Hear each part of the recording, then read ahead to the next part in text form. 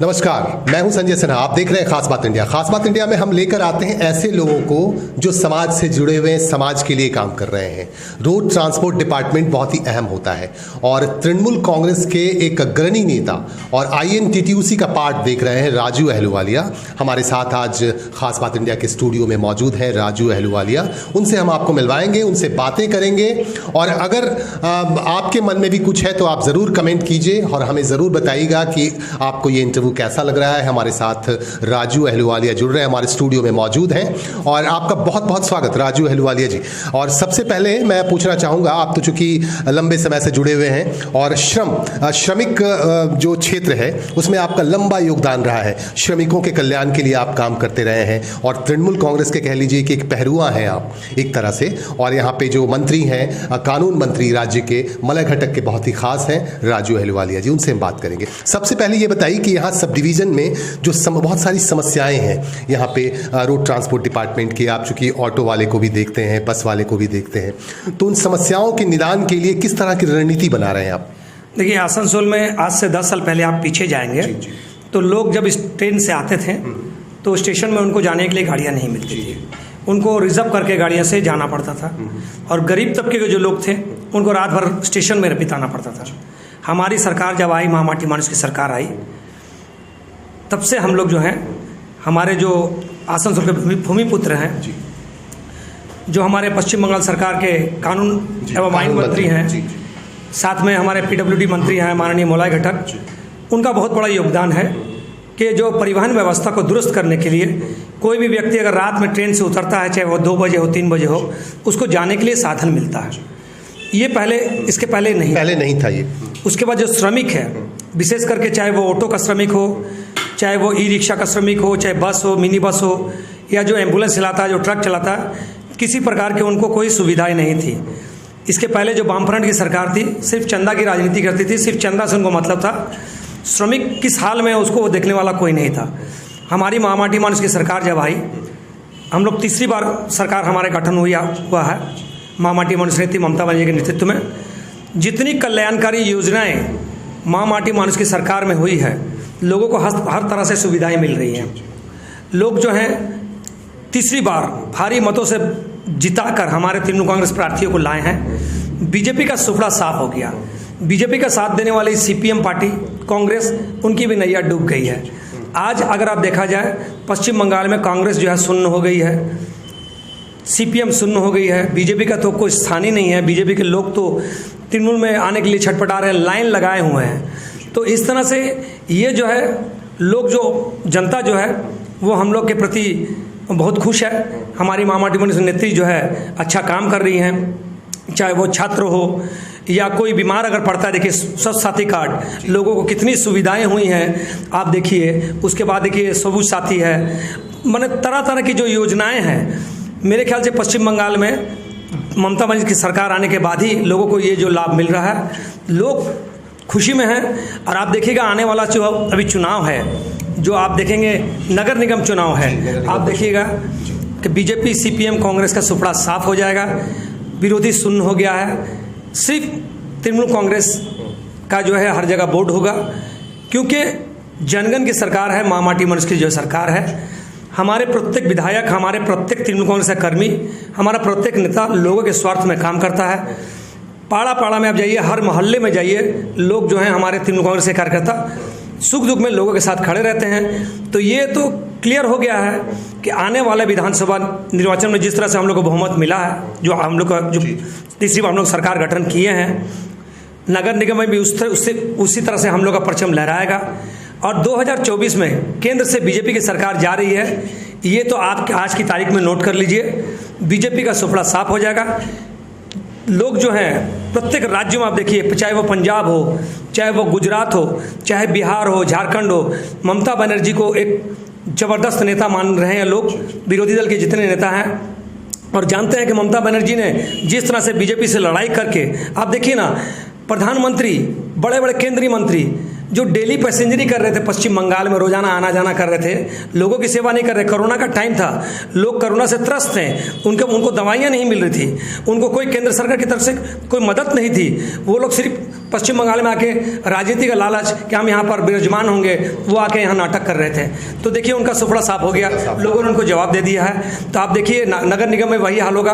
और 24 में आप देखिएगा माँ माटी में उसकी नेत्री ममता बनर्जी को, जितने भी विरोधी दल हैं, कांग्रेस जितने भी हैं पूरे भारतवर्ष में, आप देखिएगा ममता बनर्जी की उनकी पहली पसंद है प्रधानमंत्री के लिए। यहाँ देखिए अहलुवालिया जी, बहुत सारी लॉबीज भी हैं, यूपी का लॉबी है, साउथ का लॉबी है, तो आपको लगता है कि ममता बनर्जी वहां तक पहुंच पाएंगी प्रधानमंत्री की कुर्सी तक? आपने तो ये विधानसभा निर्वाचन देखा है, जी। आपके बहुत से पत्रकार, बहुत से मीडिया थे ऑल ओवर इंडिया में, उन्होंने क्या प्रचार किया था, रिजल्ट क्या हुआ ये देखिए। सब माइनस प्रचार कर रहे थे, उल्टा रिजल्ट हुआ। रिजल्ट उल्टा हुआ। ममता बनर्जी ने दिखा दिया कि ममता बनर्जी जो है वो जो कहती हैं वो करती हैं। तो आने वाले दिनों में ये आप समझ लीजिए, उत्तर प्रदेश है, जितनी भी जगह जहां भी कुछ हो विधानसभा, ये जो केंद्र सरकार का जो निर्वाचन होगा, एमपी का जो इलेक्शन होगा, आप देखिएगा ममता बनर्जी को प्रधानमंत्री के रूप में प्रथम पसंद लोगों की है। तो मेरा जहां तक उम्मीद है कि ममता बनर्जी 2024 में भारत की प्रधानमंत्री बनेंगी, क्योंकि वो जानती हैं लोगों को क्या ज़रूरत है, लोगों की क्या तकलीफ़ें हैं, लोगों को तकलीफ़ें कैसे दूर करनी है, उनको उनकी ज़रूरतें क्या हैं, वो इसलिए लोगों की पहली पसंद है। आप देख रहे हैं कि पूरे संसार में कहीं पर भी अगर कुछ हो रहा है तो मोदी का सुपड़ा साफ हो जा रहा है, क्योंकि सबसे झूठा प्रधानमंत्री अगर इतिहास में आप देखेंगे तो इतना बड़ा झूठा प्रधानमंत्री, इतना माने लोगों को शोषण करने वाला प्रधानमंत्री, जिनके रहते हुए कल कारखाने जो हैं वो बेच दे रहा है, वो पूरा देश को बिक्री करने आया है। तो आप देखिए कि प्रत्येक दिन वो जो है लोगों को झूठ बोलकर लोग उसके झूठ से उब चुके हैं। तो अब जो है समय आ गया है, उसका जो है झूठ का जवाब देने का जनता तैयार है। किसान सड़कों पर आ चुके हैं, युवा जो हैं सड़कों पर आ चुके हैं, तो अब इसका जवाब वही लोग देंगे, आम जनता देगी। तो आप देखिएगा बीजेपी का सुपड़ा साफ हो जाए। भाजपाइयों का लेकिन ये कहना है कि मोदी ने अपने देश का नाम रोशन किया है वैश्विक स्तर पे, विश्व स्तर पे, तो इस पे आप क्या कहेंगे? बिल्कुल, देश का नाम कलंकित किया है, वो बोल नहीं सकते क्योंकि उनको शर्म आती है, क्योंकि उनको प्रधानमंत्री के काले कारनामे, वो काले चिट्ठी अच्छी तरह जानते हैं। तो इतना सिर्फ बात है कि वो उससे बड़ा प्रधानमंत्री, झूठा प्रधानमंत्री जो है लोगों का शोषण करने वाला प्रधानमंत्री, जब से हमारा देश आज़ाद हुआ है ये पहला ऐसा निकम्मा प्रधानमंत्री है जो पूरे देश को बेचने का षड्यंत्र कर रहा है पूंजीपतियों के हाथ में। आप देखिए अंबानी अडानी के स्वार्थ में आप देखिए 100 रुपये लीटर से ऊपर ज़्यादा पेट्रोल का दाम हो गया। आप देखिए जब से देश आज़ाद हुआ है ये इतिहास हो चुका है, वो इतिहास कर रहा है। लोगों को लाइन में अपना नोट बदली के नाम से कितने लोगों की मृत्यु हो गई, किसी को कोई मुआवजा नहीं मिला। नोट बदली करने के लिए लोग लाइन में लगे रहे, हजारों हजार लोग मर गए, बहुत सा परिवार अनाथ हो गया, कोई भी उनको मुआवजा नहीं मिला। तो ये जो है अभी जो है ऐसे लोगों को, ऐसे बीजेपी सरकार को जो कि लोगों के स्वार्थ तो नहीं, अपना धंधाबाजी करने आई थी, पूंजीपतियों के साथ हाथ मिलाकर देश को बेचने आई थी, लोग अब जो है सड़कों पर उतर गए हैं।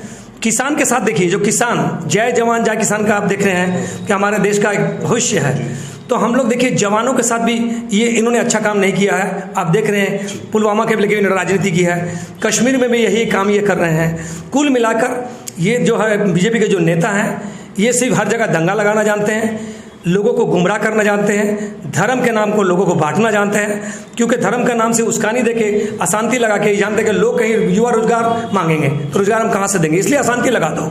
तो ये लोगों को उलझा के रखना चाहते हैं। लोग जागरूक हो गए हैं, किसान सड़कों पर है, युवा भी आ गए हैं, तमाम जनता जो है ये भारतवर्ष की एकदम तैयार है कि 2024 से पहले किस तरह से नरेंद्र मोदी की सरकार को केंद्र से उखाड़ फेंके।